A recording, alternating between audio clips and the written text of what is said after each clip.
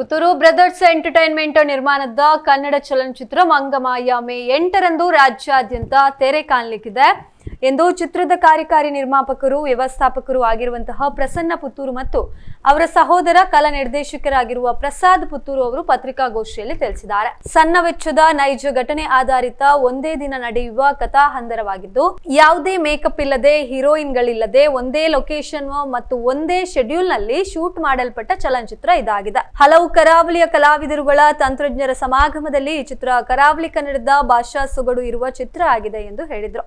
ಪ್ರಸಾದ್ ಅವರು ಮೂಲತಃ ಮರೇಲ್ನವರಾಗಿದ್ದು, ಮೈಸೂರಿನಲ್ಲಿ ಕಲಾ ಪದವಿ ಮುಗಿಸಿ ಸಿನಿಮಾ ಕ್ಷೇತ್ರದಲ್ಲಿ ವೃತ್ತಿ ಆರಂಭಿಸುವ ಆಸಕ್ತಿಯೊಂದಿಗೆ ಕಾಶಿನಾಥ್ ಅವರ ಸಿನಿಮಾದಲ್ಲಿ ಅಸೋಸಿಯೇಟ್ ಆಗಿ ಕಾರ್ಯನಿರ್ವಹಿಸಿದಂತಹ 10 ಸಿನಿಮಾದಲ್ಲಿ ನಟನೆ, ಹಾಗೆಯೇ ವಿಡಿಯೋಗ್ರಫಿ, ಸ್ಕ್ರಿಪ್ಟ್, ಆರ್ಟ್ ನಿರ್ದೇಶಕರಾಗಿ ದುಡಿದಿದ್ದಾರೆ. ಇದು ಅವರ ನಿರ್ದೇಶನದ ಚೊಚ್ಚಲ ಚಿತ್ರವಾಗಿದೆ. ಹರಸಿ ಬೇಸತ್ತ ನಾಯಕ ಮತ್ತು ಕೊನೆಗೆ ಲಾಡ್ಜ್ ಒಂದರಲ್ಲಿ ರೂಮ್ ಬಾಯ್ ಆಗಿ ಕೆಲಸ ನಿರ್ವಹಿಸುವ ಮೂಲಕ ಒಟ್ಟು ಚಿತ್ರದಲ್ಲಿ ಲಾಡ್ಜ್ನ ಚಿತ್ರಣವೇ ಹೆಚ್ಚು ಕಾಣಸಿಗುವ ಮೂಲಕ ಥ್ರಿಲ್ಲರ್ ಮತ್ತು ಸಸ್ಪೆನ್ಸ್ ಇರುತ್ತದೆ.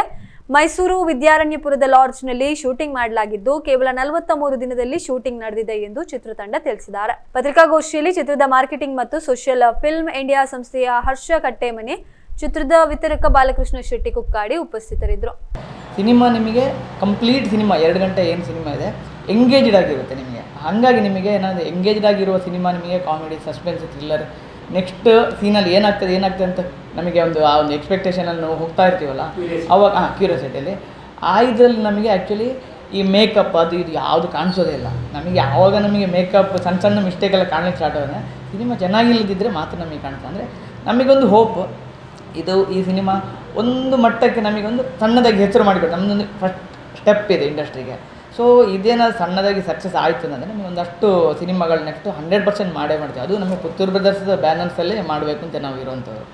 ಮತ್ತು ಇದರಲ್ಲಿ ಟೆಕ್ನಿಷಿಯನ್ ಬಂದುಬಿಟ್ಟು ಫ್ರೆಂಡ್ ಸರ್ಕಲಲ್ಲಿ, ಫಾರ್ ಎಕ್ಸಾಂಪಲ್ ಇಲ್ಲಿ ಪುತ್ತೂರವರು ವಿಷ್ಣು ಪ್ರಸಾದ್ ಪಿ ಅಂತ ಒಬ್ಬರಿದ್ದಾರೆ. ಅವರು sounds, Raj sounds and lights, ಮತ್ತು ಮೊನ್ನೆ ಜಂಗಲ್ ಮಂಗಲ್, ಆಮೇಲೆ ಅವಾರ್ಡ್ ಮೂವೀಸ್ ಒಂದಷ್ಟು ಅವರು ಗ್ಯಾಫರ್ ಆಗಿ ಇವರು ಜಿ ಭಾಸ್ಕರ್ ಅವ್ರ ಜೊತೆ ಎಲ್ಲ ವರ್ಕ್ ಮಾಡಿದಂಥವ್ರು, ಅವ್ರು ಇದಕ್ಕೆ ಮಾಡಿದ್ದಾರೆ. ಆಮೇಲೆ ಇನ್ನೊಬ್ಬರು ಪುತ್ತೂರಲ್ಲಿ ಕ್ಲಾರೆನ್ಸ್ ಅಂತ ಒಬ್ಬರು ಇದ್ದಾರೆ. ಅವರು ತುಂಬ ಮೂವೀಸ್ ಅವರು ನಮಗೆ ಬ್ಯಾಕ್ಗ್ರೌಂಡು ಎಡಿಷನಲ್ ಮ್ಯೂಸಿಕ್ ಅಂತ ಮಾಡಿಕೊಟ್ಟಿದ್ದಾರೆ. ಆಮೇಲೆ ಅದು ಬಿಟ್ಟರೆ ನಮಗೆ ಮಂಗಳೂರವರೇ ಒಂದಷ್ಟು ಜನ ಮೈಸೂರಲ್ಲಿ ಸಿಕ್ಕಿದ್ರು. ರಂಜನ್ ಶೆಟ್ಟಿ ಇದ್ದಾರೆ, ಮತ್ತು ರಂಜನ್ ಶೆಟ್ಟಿ, ಆಮೇಲೆ ಪ್ರಕಾಶಣೆ ಅಂತ ಒಬ್ಬರು ಇದ್ದಾರೆ.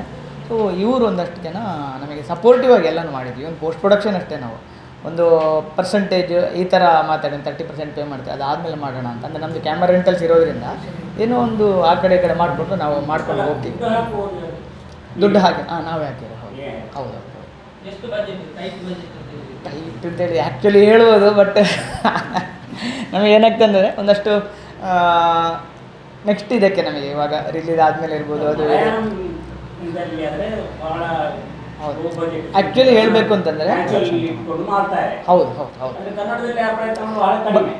ಬಟ್ ನಿಮಗೆ ಇದರಲ್ಲಿ ನಿಮಗೆ ಮೂವಿ ನೋಡಿದಾಗ ರಿಯಲಿಸ್ಟಿಕ್ ಜಾಸ್ತಿ ಇದೆ. ನಿಮಗೆ ರಿಯಲಿಸ್ಟಿಕ್ ನಿಮಗೆ ನೋಡಿದಾಗ ನಿಮಗೆ ಅನ್ನಿಸ್ಬೋದು ಸ್ವಲ್ಪ ಮಲಯಾಳ ಥರನೇ ಇದೆ ಅಂತ ಅನ್ನಿಸ್ಬೋದು. ಅಂದರೆ ನಾನು ಹೇಳ್ತಾ ಇಲ್ಲ ಈಗ ನಮ್ಮ ಫಿಲಮ್ ಚೆನ್ನಾಗಿದೆ, ಇದು ಮಲಯಾಳ ಥರ ಮಾಡಿದ್ವಿ ಹಾಗೆ ಅಂತ ನಾನು ಹೇಳಿದಿಲ್ಲ. ಫಿಲಮ್ ಚೆನ್ನಾಗಿದ್ದರೆ ಚೆನ್ನಾಗಿತ್ತು, ಚೆನ್ನಾಗಿಲ್ಲ ಅಂದರೆ ಹೋಯ್ತು ಅಷ್ಟೇ, ಅಷ್ಟು ಬಿಟ್ಟರೆ ಬೇರೆ ಏನಿಲ್ಲ. ಬಟ್ ನಮಗೆ ಅನಿಸಿದ ಪ್ರಕಾರ ಇದು ಮಲಯಾಳಕ್ಕೆ ಸ್ವಲ್ಪ ಹತ್ತಿರನೇ ಇದೆ. ಇದು ಸಿಚುವೇಶನ್ ಕಾಮಿಡೀಸ್ ಇರ್ಬೋದು, ನಿಮಗೆ ಮಾತಾಡೋ ಸ್ಟೈಲ್ಗಳಿದೆ. ನಾನಿಲ್ಲಿ ಹೇಗೆ ಮಾತಾಡ್ತೇನಲ್ಲ ಅದೇ ಥರ ಇದೆ ಅಲ್ಲಿ ಮಾತಾಡುವಂಥದ್ದು. ಆಮೇಲೆ ಅದು ಬಿಟ್ಟರೆ ನಿಮಗೆ ಬೇರೆ ಇದರ ಪ್ಲಸ್ ಅಂತಂದರೆ 1 ಡೇ ಸ್ಟೋರಿ 43 ಡೇಸ್ ಮಾಡಿದ್ದೀವಿ, ಮೇಕಪ್ ಇಲ್ಲ, ಹೀರೋಯಿನ್ ಇಲ್ಲ, ಬಟ್ ಎಂಗೇಜ್ಡ್ ಆಗಿರ್ತದೆ ಥ್ರೂಔಟ್ ದಿ ಫಿಲಮ್. ನಿಮಗೆ ನೆಕ್ಸ್ಟ್ ಸೀನ್ ಏನಾಗ್ತದೆ ಈ ಥರ ಹೋಗ್ತದೆ. ಮತ್ತು ಹೇಳಬೇಕು ಅಂತಂದರೆ 10 ಜನರಲ್ಲಿ ಒಂದು 2 ಜನರಿಗೆ ಇಷ್ಟ ಆಗಲ್ಲ, ಅದು ಯಾವುದಾದ್ರೂ ಅಷ್ಟೇ ಇಷ್ಟ ಆಗಲ್ಲ. ಮತ್ತು 8 ಜನಕ್ಕೆ ನಮಗೆ ಇಷ್ಟ ಆಗುತ್ತೆ. ಹೌದು. ಔಟ್ಡೋರ್ ಅಂದರೆ ಒಂದು ಸೀನಲ್ಲಿ ಹೊರಗಡೆ ಹೋಗಿ ಬರ್ತಾರೆ, ಆ ಒಬ್ಬನದು ಮನೆ ಇರುತ್ತೆ, ಅದನ್ನು ಇಲ್ಲ ಅಲ್ಲಿ ಇದ್ದಾನ ಅಂತೇಳಿ ನೋಡಿ ಮತ್ತೆ ಅಲ್ಲಿಗೆ ಬರ್ತಾರೆ. ಅಲ್ಲಿ ಬಂದರೆ ಒಮ್ಮೆ ಬಿಲ್ಡಿಂಗಿಂದ ಹೊರಗಡೆ ಬಂದು ಕಾಂಪೌಂಡ್ ಹತ್ರ ನಿಂತ್ಕೊಂಡು ನೋಡ್ತಾರೆ, ಬಿಟ್ಟರೆ 1-2 ಸೀನಲ್ಲಿ ಇಲ್ಲ, ಎಲ್ಲ ಬಿಲ್ಡಿಂಗ್ ಒಳಗಡೆ ಇರೋದು ನಿಮಗೆ. ಸೊ ಯೂಶ್ವಲಿ ಬಿಲ್ಡಿಂಗ್ ಒಳಗಡೆ ಮಾಡಬೇಕಂತ ತುಂಬ ಚಾಲೆಂಜಿಂಗ್ ಆ್ಯಕ್ಚುಲಿ ನಿಮಗೆ. ಅಂದರೆ ಬೋರ್ ಆಗಬಾರ್ದು ನಿಮಗೆ. ತುಂಬ ಒಂದು 10 ಸೀನ್ ಆವಾಗ ನಮಗೆ ಬೋರ್ ಆಗ್ತದೆ ಆ್ಯಕ್ಚುಲಿ. ಬಿಲ್ಡಿಂಗ್ ಒಳಗಡೆ ಏನು ನೆಕ್ಸ್ಟ್ ಅಯ್ಯೋ ಹೊರಗಡೆ ಹೋಗಲ್ಲ, ಹಾಗೆ ಹೀಗೆ ಸೀನ್ ಚೇಂಜ್ ಆಗಲ್ಲ, ಬ್ಯಾಕ್ಗ್ರೌಂಡ್ ಚೇಂಜ್ ಆಗಲ್ಲ ಅಂತ ಹಾಗೆ. ಬಟ್ ಇದರಲ್ಲಿ ಹಾಗಿಲ್ಲ. ಅಂದರೆ ನಮಗಂತ ಈಗ ನಿನ್ನೆ ಒಂದು ನಮ್ಮ ಫ್ರೆಂಡ್ ಸರ್ಕಲ್ ಒಂದು ಶೋ ಮಾಡಿದ್ವಿ ಆ್ಯಕ್ಚುಲಿ ಮಂಗಳೂರಲ್ಲಿ, ಒಂದಷ್ಟು ಜನ ಒಂದು. ಸೊ ಎಲ್ಲರದ್ದು ಸೇಮ್ ಒಪಿನಿಯನ್ ಇತ್ತು. ಮತ್ತು ಸಣ್ಣ ಸಿಚುವೇಶನ್ ಕಾಮಿಡೀಸ್ ಇರ್ತಲ್ಲ, ಅಲ್ಲಿ ಎಲ್ಲರದ್ದು ರಿಯಾಕ್ಷನ್ ಚೆನ್ನಾಗಿತ್ತು. ಮತ್ತು ಎಂಗೇಜ್ಡ್ ಆಗಿ ತಗೊಂಡು ಹೋಗಿದೆ ಥ್ರೂಔಟ್ ದಿ ಫಿಲಮ್. ಇಡೀ ಸಿನಿಮಾದಲ್ಲಿ ಲಾಡ್ಜಿಗೆ ಅಂತ ರೂಮ್ ಮಾಡಲಿಕ್ಕೆ ಬರ್ತಾರೆ, ಒಂದು ಅಂಕಲ್ ಆಂಟಿ ಇಬ್ಬರು ಬರ್ತಾರೆ. ಅದೊಂದು 2 ಸೀನಲ್ಲಿ ಇದ್ದಾರೆ, ಬಿಟ್ಟರೆ ಅವರಿಲ್ಲ, ಮತ್ತೆ ಎಲ್ಲರೂ ಇಲ್ಲ. ಇದೊಂದು 7 ಜನರದ್ದು ಒಟ್ಟಿಗೆ ಅಂದರೆ ಲಾಡ್ಜ್ ಅಂತ ಹೇಳುವಾಗ ಬೇಕಲ್ಲ, ಅದು ಕಪಲ್ಸ್ ಅಂತಂದು ಬೇಕತ್ತೆ. ಸೊ ಹಾಗೆ ಅದು ಬಿಟ್ಟರೆ 7 ಜನ ಕ್ಯಾರೆಕ್ಟರ್ಗಳು ಬರುತ್ತೆ, ಪ್ಯಾರಲಲ್ ಆಗಿ ಥ್ರೂ ಔಟ್ ದಿ ಫಿಲಮ್ ಹೋಗುತ್ತೆ. ಇಲ್ಲಿ ಇದರಲ್ಲಿ ಹೀರೋನು ಇಲ್ಲ ಆ್ಯಕ್ಚುಲಿ ಹೇಳ್ಬೇಕಂತಂದರೆ, ನಮಗೆ ಕಥೆನೇ ನಮಗೆ ಜೀವಾಳ.